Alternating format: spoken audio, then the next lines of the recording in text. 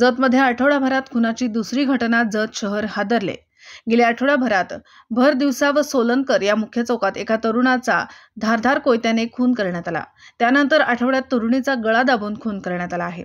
भर दिवसा महाविद्यालयापासून काही अंतरावर खून झाला आहे असे समजताच जत शहर तालुका हादरून गेला आहे. ज्या शहरातील सांगली मार्गावरील राम विजय पॅलेस शेजारी असलेल्या एका पडक्या खोलीबाहेर एका महाविद्यालयीन तरुणीचा गळा आवळून व डोक्यात दगड घालून खून केल्याचा धक्कादायक प्रकार घडला आहे.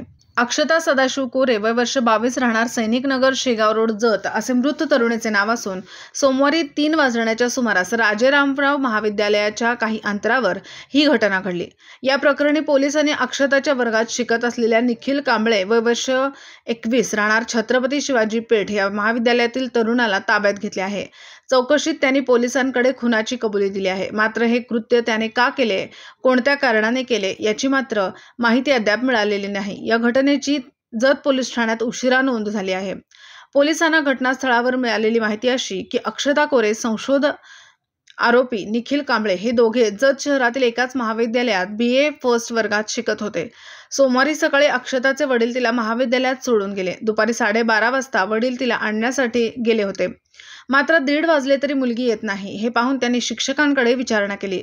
महाविद्यालय सुटून बराच वेळ झाल्याने शिक्षकांनी सांगितले. त्यावर वडिलांनी तिचा शोध घेण्याचा प्रयत्न केला.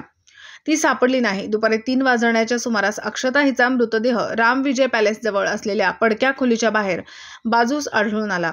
पोलिसांनी तातडीने घटनास्थळी धाव घेतली. दरम्यान पडक्या खोलीत अक्षताच्या तोंडात बोळा कुंपून गळा दाबून खून करण्यात आला होता. शिवाय तिच्या डोक्यावर दगडाने वार केल्याचे व तोंडावर गंभीर मार लागल्याचे दिसून आले.